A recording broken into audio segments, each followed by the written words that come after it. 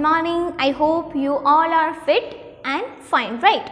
As you all know, I am Khushi Gandhi and I am taking your subject social and English, right? So in our previous lecture, we have completed our chapter number 8 and poem number 8 of the English subject, right? So in our today's lecture, we are going to start our new chapter, that is specifically chapter number 9, our economic system of the social subject, right?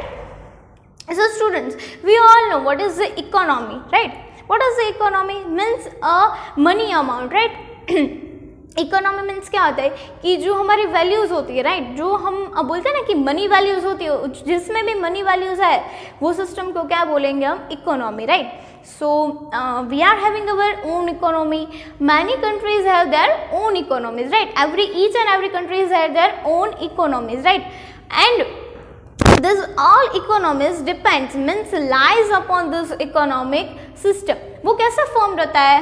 Because of the economic system, right? So students, in this chapter we are going to understand whole the economic system, which has many things, many peoples, means that are all dependent things, right, in this system, right? So let's see students what are given in our chapter. In our chapter, that is the chapter number 9, we are having some questions, right? So let's see which question are given to us.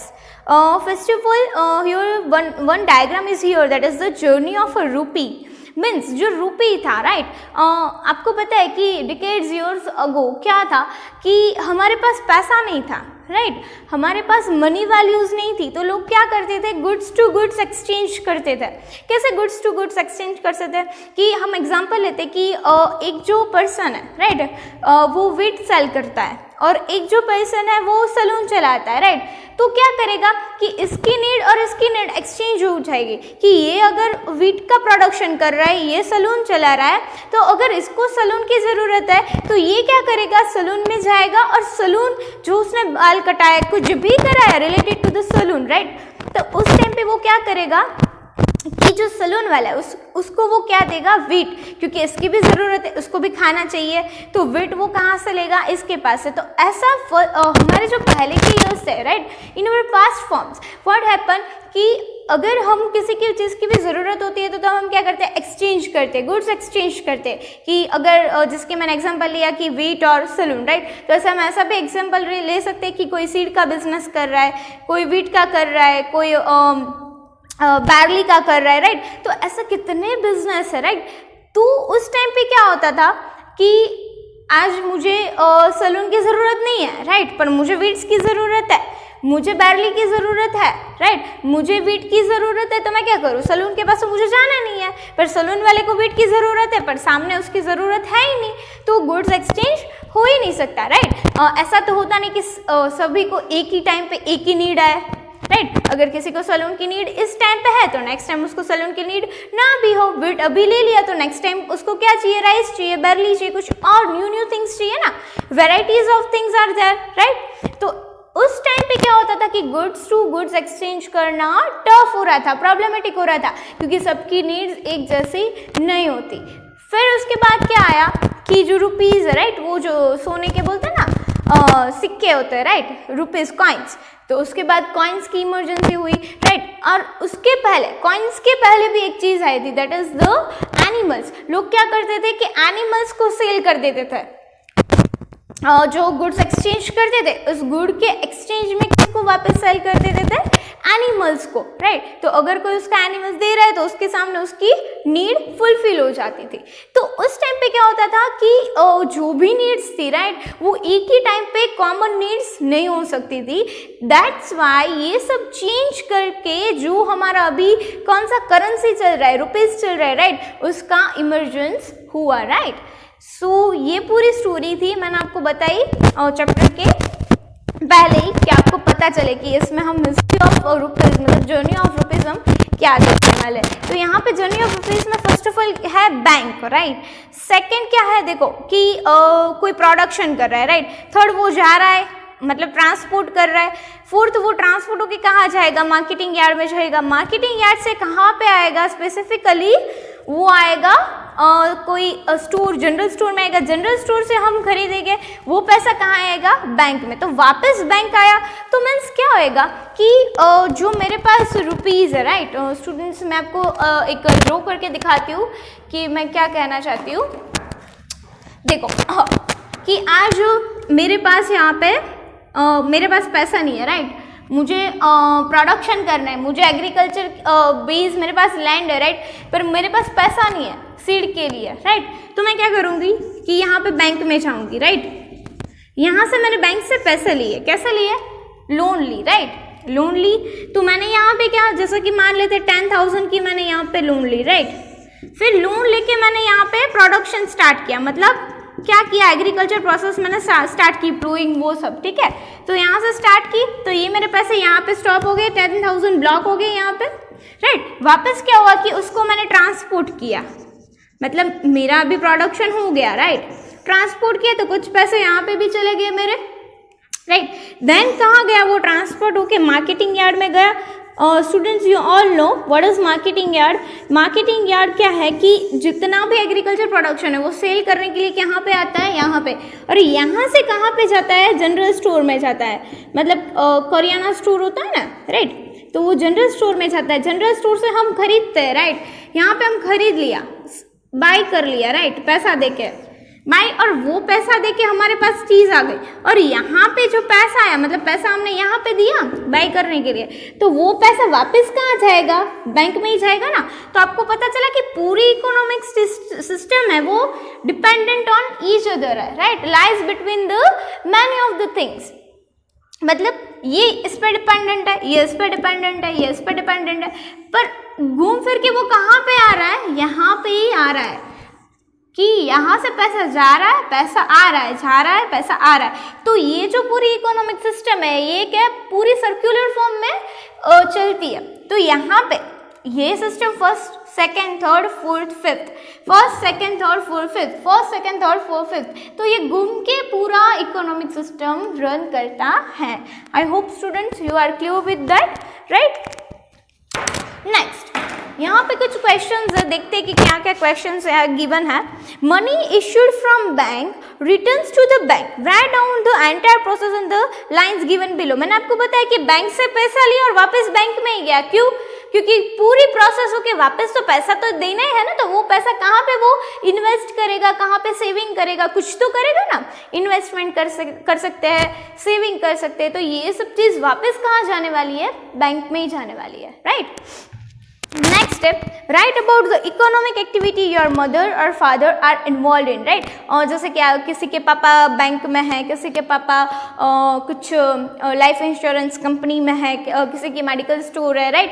तो इतना जो business है, कोई business में कोई job कर रहा है, राइट, तो किस इकोनॉमिक एक्टिविटी में वो इन्वॉल्व है हमें देखने। किसी के पापा का ट्रांसपोर्ट का बिजनेस है, तो वो क्या हो गया? ट्रांसपोर्ट हो गया, राइट। मेडिकल लाइन है तो वो क्या हो गई? हेल्थ सिक्योरेंस की बात हो गई। तो ऐसा बैंक है, राइट, तो वो प्राइवेट सेक्टर हो गया। तो ये सारी जो चीज़ है वो इकोनॉमिक सिस्टम में ऑलरेडी इंक्लूड है।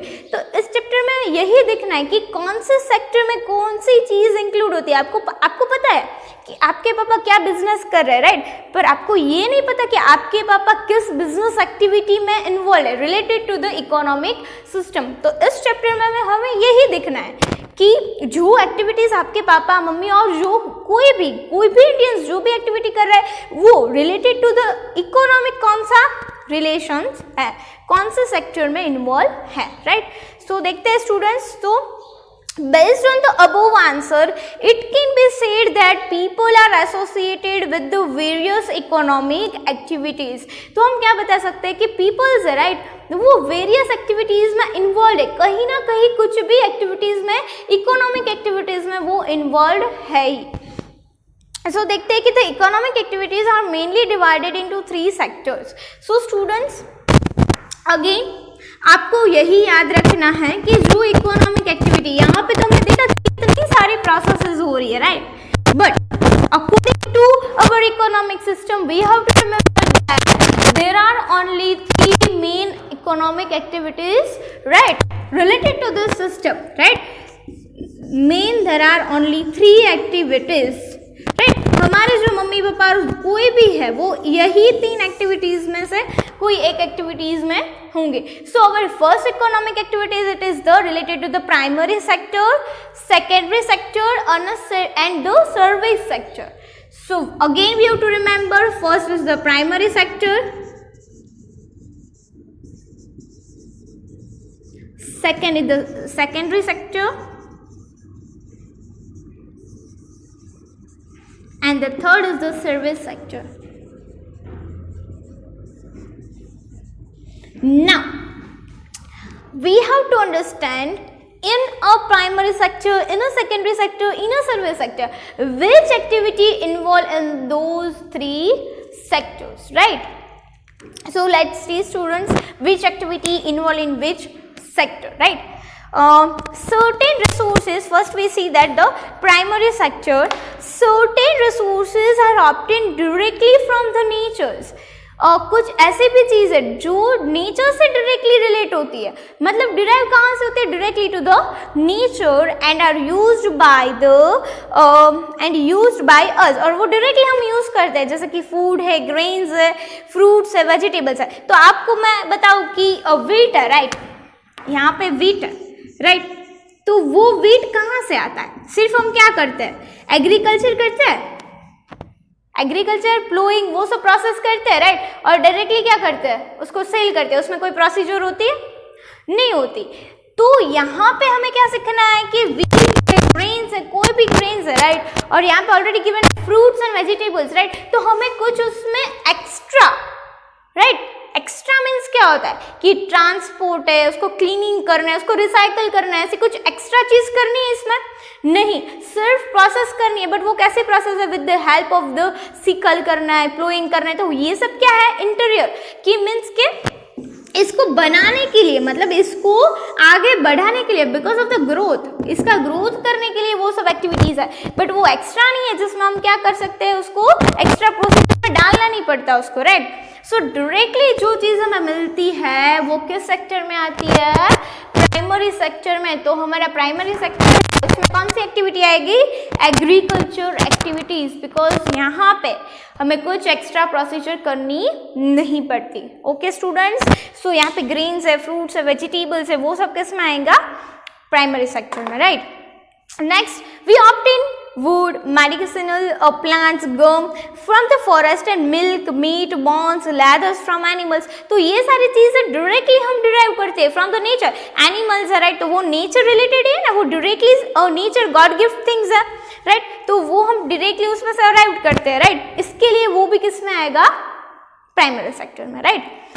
Next we have we get the fish from the water and minerals from the beneath of the earth, right. जो beneath मतलब जो सरफेस होता है अर्थ का, उसमें से ही मिनरल्स मिलता है. फिश कहाँ से मिलती है, पॉन्ड्स में से मिलती है, मतलब वो पॉन्ड्स कहाँ है, नेचुरली है ना, राइट. जो अर्थ है वो भी क्या है, नेचुरल है, मीन्स उसमें कोई extra procedure, means in short जो नेचर रिलेटेड जो भी थिंग्स यहाँ पे अवेलेबल है और उसमें से हमें कुछ मिलता है, तो वो क्या है, primary sector, that are include in the primary sector.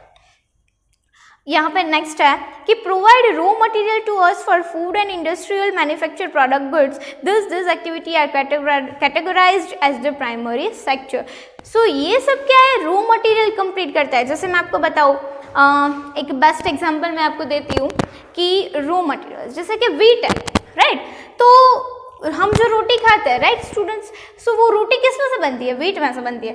पर उससे पहले क्या होता है, उसका डो बनता है, राइट, उसका डो बनता है ना, उसके पहले डो किस में से बनता है, फ्लोर में से बनता है, राइट. सो यही मुझे आपको समझाना है कि ये जो गोल गोल रोटी हम खाते हैं, तो उसके पहले क्या होता है, डो बनता है. क्या बनता है, डो बनता है. डो से पहले वो क्या चाहिए, हमें फ्लोर चाहिए, और फ्लोर से पहले हमें क्या चाहिए, वीट चाहिए. So wheat include in primary sector, right. और जब ये फ्लोर में कन्वर्ट होता है तो यहाँ पे कुछ प्रोसीजर इन्वॉल्व होती है. जब हमें वीट में से फ्लोर में कन्वर्ट करना होता है तो यहाँ पे कुछ प्रोसीजर इन्वॉल्व होती है. उस प्रोसीजर इन्वॉल्व होके वो फ्लोर बनता है, hence it is secondary sector. So ये एक्टिविटी कहाँ पे आ गई, सेकेंडरी सेक्टर में. डो बनता है एंड देन रोटी मिलती है, राइट. तो मुझे यही समझाना है कि ये हमें यहाँ पे फ्लोर के लिए क्या, मतलब यहाँ पे मान लो कि मेरी एक फैक्ट्री है, मैं क्या बनाती हूँ, फ्लोर बनाती हूँ, जैसे कि मकेन फ्लोर्स है, व्हीट फ्लोर्स है, राइट, बैरली फ्लोर्स है, तो मैं इतना सारा फ्लोर बनाती हूँ, मेरी फैक्ट्री है, राइट। बट मेरी फैक्ट्री के लिए मुझे रॉ मटेरियल कौन प्रोवाइड करेगा, व्हीट। तो यही सीखना है कि primary sector as a raw material role play करता है। तो मेरे लिए, मेरी फैक्ट्री के लिए व्हीट क्या हो गया, रॉ मटेरियल्स। तो कहीं भी कोई भी फैक्ट्री हो, जैसे कि कॉटन है, तो कॉटन कहाँ से डिराइव्ड होता है, डायरेक्टली नेचर, तो वो किस में आ गया, प्राइमरी सेक्टर। और जो जिसके पास क्लोथ फैक्ट्री है, right, related to textile industry जिसके पास है, आपको पता है ना, textile means clothes, right, clothes के लिए जो रिलेटेड फैक्ट्री होती है उसे क्या बोलते हैं, टेक्सटाइल इंडस्ट्रीज। तो जैसे जिसकी भी टेक्सटाइल इंडस्ट्रीज है, तो उसके लिए जो कॉटन है वो क्या है, रॉ मटेरियल्स, राइट। तो कहीं भी किसी भी फैक्ट्री के लिए अगर कोई भी थिंग है, राइट, वो as a raw material role play करती है, तो उसे क्या बोलेंगे हम, प्राइमरी सेक्टर। अदरवाइज जो नेचर रिलेटेड है उसे भी क्या बोलेंगे हम, प्राइमरी सेक्टर में वो गुड्स इन्वॉल्व है। ओके स्टूडेंट्स, सो नेक्स्ट देखते हैं कि क्या है। अब next that is the secondary sector. So हम देखते हैं कि सेकेंडरी सेक्टर, यहाँ पे मैंने आपको बता ही दिया कि व्हीट में से फ्लोर बनता है वो सेकेंडरी, राइट। सो आपको पता चला कि मैं यहाँ पे क्या कर रही हूँ, फ्लोर मैन्युफैक्चर कर रही हूँ, क्या कर रही हूँ, मैन्युफैक्चर। तो इस सेकेंडरी सेक्टर को हम दूसरा क्या बोल सकते हैं कि मैन्युफैक्चर्ड सेक्टर भी बोल सकते हैं, बिकॉज यहाँ पे सेकेंड स्टेप मतलब यहाँ पे प्रोसीजर होने वाली है, that's why it is also called the manufactured sector. Okay students, so देखते हैं कि it is also known as the manufacturing sector. Certain primary products are such that it has to be processed into a finished product to be of any use to us. Means wheat है तो वो wheat हम directly खा सकते हैं, नहीं, उसमें कुछ प्रोसीजर करना पड़ता है, then only we use that, right. हम क्या करते हैं, उसके बाद ही हम उसको यूज कर सकते हैं, we are able to use that things, right. तो वो जो प्रोसीजर है, राइट, वो second portion, right, first is the primary wheat, second flour and third रोटी खाते हैं, राइट। तो सेकेंड प्रोसीजर है, उसके बाद ही हम उसको मतलब जो रॉ मटेरियल्स में से फिनिश्ड गुड करता है, राइट, जो प्रोसीजर रॉ मटेरियल्स में से उसको फिनिश्ड गुड में कंप्लीट करते हैं उसे क्या बोलेंगे हम, सेकेंडरी सेक्टर। नेक्स्ट है such economic activity is called the activity of secondary sector. तो ऐसे एक्टिविटी को हम क्या बोलेंगे, secondary sector activities, right. Example है manufacturing cotton textile from cotton, extracting oil from cotton seeds, cotton seeds में से हम ऑयल निकालते हैं ना, तो राइट। नेक्स्ट है making jaggery and sugar from the sugar cane, jaggery और शुगर बनाते हैं शुगर कैन में से। Making brick from soil, right, soil है वो नेचुरल है, राइट, नेचर रिलेटेड है, और उसमें जो ब्रिक बनता है वो मैन्युफैक्चर्ड है, वो फिनिश गुड हो गया, that's why brick is the secondary and the soil is the first, primary sector. Next we have the small and large scale industry, manufacture machineries बनाते हैं, स्मॉल और लार्ज स्केल इंडस्ट्रीज है। Means of transport, means of communication, electronic equipment, consumer goods, chemical and dyes, clothes, defence equipment, this all are include in the secondary sector. So students आप देख सकते हो कि आपके जो पापा है, राइट, उसका जो बिजनेस है most of related to the secondary sector. मैंने आपको बताया कि कहीं के पापा, किसी के पापा की फैक्ट्री है, तो फैक्ट्री कहाँ पे आ गई, सेकेंडरी में। कोई ट्रांसपोर्ट रिलेटेड है तो ट्रांसपोर्ट कहाँ आ गया, सेकेंडरी में आ गया। इलेक्ट्रॉनिक इक्विपमेंट्स है, राइट, वो कहीं भी कैसे भी इक्विपमेंट है, राइट, तो वो किस में आ रहा है, सेकेंडरी में। So most of our activities are related to the secondary activities, otherwise secondary sector. So our last sector that is the service sector. तो आपको नाम पर से ही पता चल गया कि what is service sector students. It is also known as the tertiary activities. हमें इसको क्या बोल सकते हैं, tertiary activities. Students you to remember that secondary sector is also called as the manufacture sector and the service sector also called as the tertiary sector, right? So here it is given tertiary sector. The primary and the secondary sector cannot function without the sector, right?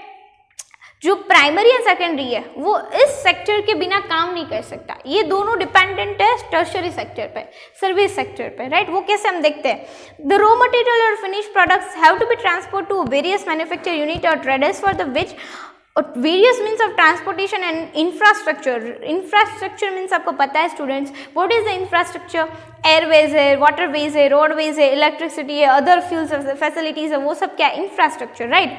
सो आपको पता है students, अगर मेरे पास यहाँ पे विट बन गया then मुझे उसको फ्लोर में कन्वर्ट करना है, प्रोसीजर करना है, तो मुझे उसको कहाँ पे भेजना पड़ेगा, कोई जो भी मेरी फैक्ट्री जहाँ पे भी लोकेटेड है वहाँ उसको मुझे सेंड तो करना पड़ेगा ना। तो उसके लिए मुझे क्या चाहिए, सर्विस सेक्टर। क्यों? क्योंकि ट्रांसपोर्ट कहाँ पे है, सर्विस सेक्टर में।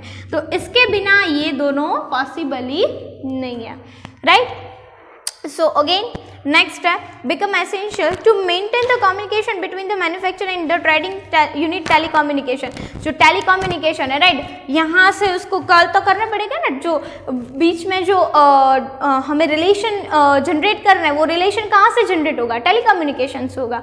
तो ये सब किससे होगा, only from the service sector. Next letters है, इंटरनेट है, ये सारी जो भी फैसिलिटीज है राइट, जो भी सर्विसेज है that are produced by, that are given by the service sector, right. Next, to sustain the entire network of production and distribution of education, health, banking, insurance facilities, banking है, education है, insurance facilities है, that are all included in the service sector, right? So in the modern times, ATM, call centers, software designing, etc. have become very important services. Now जो ATM service है right, call centres है right, तो बहुत ही, उसके बिना तो भी अभी किसी को भी मार्केटिंग करना है तो क्या चाहिए, कॉल सेंटर चाहिए। तो विदाउट कॉल सेंटर उसका मार्केटिंग होगा ही नहीं, और उसका मार्केटिंग नहीं होगा तो उसका जो सेल प्रोडक्शन है वो इंक्रीज ही नहीं होगा, और ओवरऑल उसका जो एक अचीव्ड टारगेट, अचीव गोल था वो तो वो अज्यूम कर ही नहीं पाएगा, right. So without this sector, this both primary and secondary are nothing, right. Read the table and think and write, right. तो यहाँ पर टेबल है कि कौन सी एक्टिविटी किस में आ रही है और उसके बिना क्या हो सकता है, राइट। स्टूडेंट्स, तो देखते हैं कि नेक्स्ट यहाँ पे क्या गिवन है, how do we account the value of goods and services of various sector and also calculate the total production. So हम कैसे गुड्स और सर्विसेज की वैल्यू निकाल सकते हैं अकॉर्डिंग टू दिस सेक्टर। तो देखते हैं कि a farmer sells wheat at the rupees of 15 kg to a flour mill. Farmer है वो जो अपने वीट्स है राइट, वो किस में सेल कर रहा है, 1 kg का क्या रेट लगा रहा है, 15 rupees, 15 rupees, and that is turn into the floor. और वो वीट अभी किस में टर्न हो रहा है, फ्लोर में, and sold to biscuit making company rupees 20 kg। तो क्या हुआ कि वीट था राइट, वो 15 में फ्लोर को दिया, फ्लोर वाले ने उसमें क्या किया, प्रोसेसिंग की, प्रोसेसिंग करके वो बिस्किट बनाया। बिस्किट कितने रुपीस में गया, 20 rupees per kg। The biscuit making company makes sugar, उसमें क्या डाला, sugar, ghee, other things, floor, makes 4 big packets of the biscuit, और वहाँ से कुछ एक्स्ट्रा चीज़ ऐड कर दी, जाम बिस्किट है और कुछ बॉन बिस्किट है तो चॉकलेट मिल्क उसमें डाल दिया। तो ऐसा सब मिक्स करके उसने कुछ नया बनाया, और वो किसने में गया, 80 रुपीज़ में। 4 पैकेट 80 रुपीज़ में, तो 1 पैकेट कितने में हुआ, 20 रुपीज़ में। तो the biscuit is the end product which reaches to the consumer. और जो बिस्किट है वो फिनिश्ड गुड है, वो हमें डायरेक्टली मिल रहा है, हमें वेट मिल रहा है नहीं। तो आपको पता चल रहा है कि स्टूडेंट्स हम जो भी गुड्स कंज्यूम्ड कर रहे हैं राइट, वो इतनी सारी प्रोसेसिंग से गुजरता है, देन एंड देन ओनली वो हमारे पास पहुंचता है राइट। तो ये भी जो भी प्रोसेस है, वो जो प्रोसेस हम देख नहीं सकते बट होती है राइट, तो वही प्रोसेस को हम क्या बोलते हैं, इकोनॉमिक सिस्टम बोलते हैं स्टूडेंट्स। ओके, नेक्स्ट है the economic activities are also classified on the basis of the ownership. यहाँ पे ओनरशिप जो हमारी एक्टिविटीज़ है, ये सारी एक्टिविटीज़ है, there are mainly 3 activities, primary, secondary and service right. तो इसके बेसिस में भी हम इसको इंडिकेट, मतलब उसको डिवाइड कर सकते हैं, that is related to the ownership right. Students, आपको पता है ओनरशिप क्या है, ऑनरशिप मतलब मेरी मालिकी राइट, पोजीशनशिप दिखाता है राइट। हम ग्रामर में देखते हैं कि what is the position, position मतलब ओनरशिप। तो अकॉर्डिंग टू द ऑनरशिप हम क्या कर सकते हैं वो भी देखना है। It is very important students related to the ownership, because ये आपको आपके जो नेक्स्ट मीन्स 10th 9th है, आपकी कॉलेज की यूज़ है, उसमें भी आपको ये आएगा राइट स्टूडेंट्स। तो देखते हैं कि यहाँ पे भी जो ऑनरशिप है राइट, वो भी 3 पार्ट में डिवाइड होती है, that is the government ownership, private ownership and joint sector right. आपको पता है गवर्नमेंट ऑनरशिप मीन्स क्या होता है कि पूरा जो होल्डिंग होता है राइट, किसी भी फैक्ट्री का, किसी भी सर्विस सेक्टर का, किसी भी प्राइमरी सेक्टर का, किसी भी सेकेंडरी सेक्टर का होल्डिंग है मतलब उसका जो कब्जा है, उसकी जो ओनरशिप है वो 100% किसके अंडर में है? गवर्नमेंट में। That is called the government ownership. Next है प्राइवेट ओनरशिप। प्राइवेट ओनरशिप किसको बोलते हैं कि ये तीनों सेक्टर है। यहाँ पे मैं आपको एक एग्जांपल देती हूँ सेकेंडरी सेक्टर का, कि मेरी एक फैक्ट्री है related to the textile, right, तो उसमें मैं ही अकेली हूँ, राइट, मतलब उसमें कोई गवर्नमेंट क्राइटेरिया अंडर में नहीं है, तो 100% मेरी ही उसमें क्या है? ओनरशिप है। It's called the private ownership, right. Government का भी एक एग्जांपल दे देती हूँ, जो SBI है, राइट, जो हमारी स्टेट बैंक ऑफ इंडिया है, that is include in the service sector, right. वो किस में है? सर्विस सेक्टर में। तो सर्विस सेक्टर में SBI, राइट, है तो वो एक्टिविटीज इकोनॉमिक, पर किस में है? सर्विस सेक्टर में। और उसमें भी किस में? किसके अंडर में है? गवर्नमेंट में। That's why it is also include in the government ownership, right. And last है joint sector. Now what is joint sector? Joint sector means ऐसी कई सारी इंडस्ट्रीज है, ऐसे कई सारी सर्विसेज है जो हाफ है, मीन्स हाफ गवर्नमेंट है, half joint means half private है, राइट। यहाँ पे आपको पता है कहीं ऐसे भी स्कूल है जो हाफ ग्रांटेड है। हाफ ग्रांटेड मीन्स आधी कौन उसको चलाता है? गवर्नमेंट, और आधी कौन चलाता है? Private, right. तो उसे क्या बोलेंगे? Joint sector, right. आपको पता है स्टूडेंट्स जो जॉइंट सेक्टर में हो रहा है, जो एयरवेज है, राइट, एयरवेज अभी कम्प्लीटली हमारे प्राइवेट सेक्टर में नहीं है। अभी कुछ ऐसी भी एयरवेज है जो किसके अंडर में है? गवर्नमेंट में, और आधी जो गो इंडिया है, राइट, तो वो सब क्या है? प्राइवेट है, राइट। जेटवे है, तो वो सारी जो जितनी भी एयरवेज है, तो कहीं कितनी थोड़ी प्राइवेट है और कहीं कितनी थोड़ी गवर्नमेंट है, तो वो साथ में वर्क कर रहे हैं, राइट, एक ही साथ वर्क कर रहे हैं, तो उसे क्या बोलेंगे हम? Joint sector. सो देखते हैं कि यहाँ पे क्या गिवन है। गवर्नमेंट ओनरशिप में गिवन है the industry which are owned by the government, उसको कौन चला रहा है? उसको कौन ऑन कर रहा है? Government. And are run under the policies of the government, और उसमें जितनी भी पॉलिसीज है वो सब किसकी है? गवर्नमेंट की है। मतलब उसमें जो रूल्स है, क्राइटेरियाज है, वो सब किसके फॉलो किए हैं? गवर्नमेंट ने जो भी गवर्नमेंट ने फ्रेम किया है, right, related to this industries, related to the services, right, वो सारी जो सर्विसेज और जो भी इंडस्ट्रीज है, जो गवर्नमेंट ने पॉलिसी वहाँ पे फ्रेम की है, वही अप्लाई होगी। And for example Bhilai steel plant, Bharat heavy electric, मतलब जो बेल है, right, oil natural gas corporation, ONGC, ये सब क्या है? गवर्नमेंट है। इसमें कोई प्राइवेट सेक्टर का ओनरशिप नहीं है। प्राइवेट ओनरशिप किसको बोलेंगे? जो industries which are own and run by the private owners and term as a private, जो कौन है? प्राइवेट ओनर्स उसको चला रहा है, उसको ऑन कर रहा है, उसकी पॉलिसी वहाँ पे अप्लाई हो रही है, तो उसे क्या बोलेंगे? Private ownership. यहाँ पे एग्जांपल है Tata iron steel company, TISCO, right, Reliance, Torrent, Cadila, ये सब क्या है? प्राइवेट है। And the joint sector, there are certain limitations public sector units, right. Public sector पूरी जितनी भी इंडस्ट्रीज है, जितनी भी सर्विसेज, जितनी भी एक्टिविटीज़ है, वो सारी की सारी एक्टिविटीज़ एक ही पर्सन मीन्स प्राइवेट ओनिंग नहीं हो सकती। यहाँ पे लिमिटेशंस है, राइट। तो उस लिमिटेशन के लिए generally we find less dedication and the commitment towards work public sector unit. तो हम देखते हैं कि पब्लिक सेक्टर यूनिट है, जैसे कि पब्लिक सेक्टर यूनिट मीन्स क्या होता है? कि जो बैंक है, राइट, इंश्योरेंस कंपनी है, तो ये सब पब्लिक के वेलफेयर के लिए, राइट। तो ये जो पब्लिक सेक्टर है, तो अब हम देखते हैं कि गवर्नमेंट से अच्छा वो वर्क नहीं हो रहा है, राइट, वहाँ पे लेस डेडिकेशन हो रहा है। तो उसके लिए to control this and to generate sufficient amount of required capital, the private sector unit are asked to join the public sector. So government क्या करती है? जो पब्लिक सेक्टर उसको बुलाती है कि आप हमें ज्वाइन करो और डेडिकेशन ज़्यादा डालो। मीन्स क्या होता है पता है? गवर्नमेंट की पॉलिसी और वर्क कौन करेगा?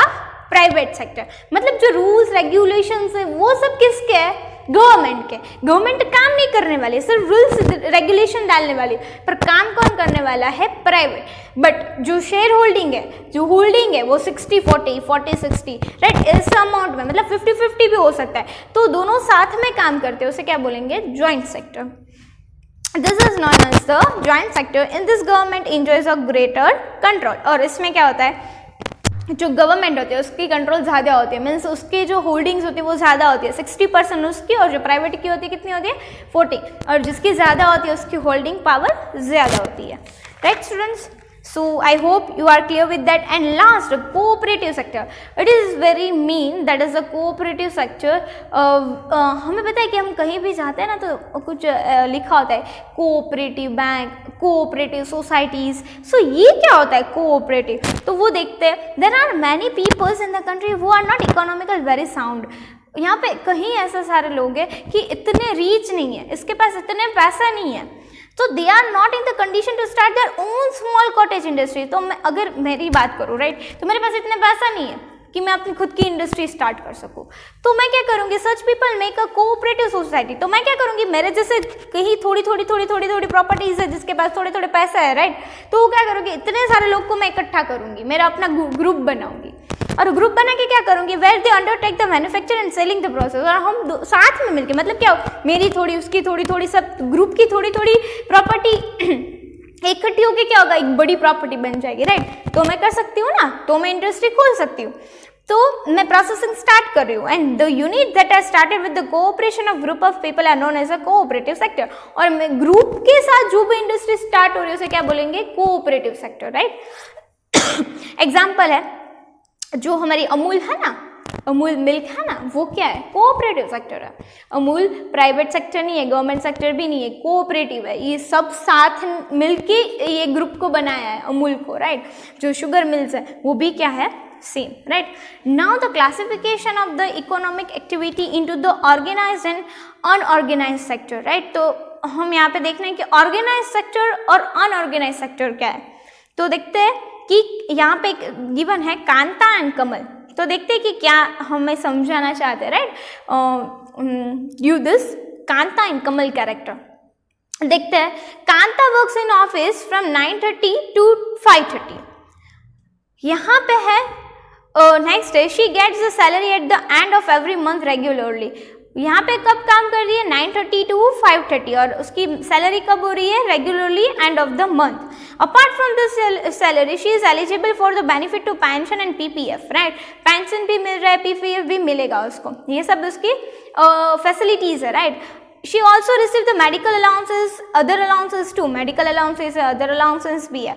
Kanta gets the salary for Sunday too which is holiday for her. और अगर वो संडे वर्क नहीं कर रही है फिर भी उसको सैलरी मिल रही है. हमें क्या है कि संडे नहीं आना होता है राइट, तो फिर भी सैलरी मिलती है. She has been given the appointment letter with state the rules and regulation. और जब वो वहाँ पे जॉब करना स्टार्ट करती है तो उसे क्या मिलता है? अपॉइंटमेंट लेटर मिलता है राइट. बस Kanta works in organise sector. तो यहाँ पे क्या ऑर्गेनाइज सेक्टर है कि उसको सारे के सारे प्रॉफिट्स मिल रहे हैं. और जो कमल है, Kamal is a neighbour of Kanta, Kanta का नेबर है. He works in daily wages in the grocery shop. जो ग्रोसरी शॉप होती है वहाँ पे डेली वेजेस है, मतलब आज का वहाँ पे जॉब की 5 to 6 hours 8 hours और उसी दिन का वेजेस कब ले लेगा वो तब. आपको पता है ना student what is the difference between the salary and wages. Salary जो मंथ के एंड में मिलती है और वेजेस जो हर दिन मिलता है उसे वेजेस बोलते हैं right. He goes to the shop in the morning 8 and works till 9. कब जाता है 8 और कब तक काम करता है 9 तक, इवनिंग तक. He does not get any allowances apart from the daily wages.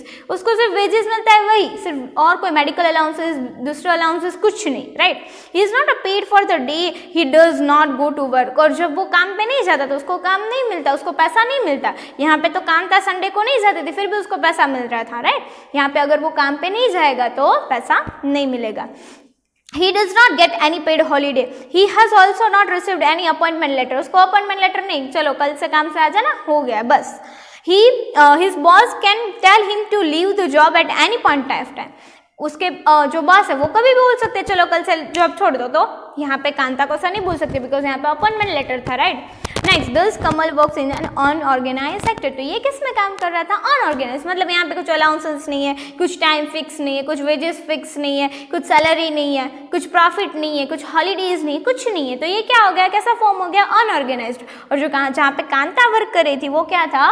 Organised form. Okay students, so I hope you all are clear with that latter half part of this chapter, that is the economic liberalization, privatization, globalization and effect of the globalization. We will see in our next lecture, right? Till that students, I hope you all clear with that content of chapter number 9, our economic system. In this chapter students, you all have to remember the 3 activities mainly related to our economic system, that is the primary sector, secondary sector and the service sector. And again we have one more classification of that is the related to the ownership. First we have the government ownership, private ownership, joint sector and the cooperative sector, right? So student, in this lecture we have completed the economic system, 3 activities related to this, and again the further classification of that related to the ownership, that is again the 4 division of that things. Just I told that which are private, government, joint and the cooperative, right students? So you all have to once go through that and understand the content of that chapter, right? If you have any doubts related to this chapter, we will solve in our next lecture or in our live lecture. And please students, subscribe our channel, give like to our videos and share this video to your friends, to the needy ones, right students? So till that, goodbye all of you and take care of yourselves. Thank you for your support.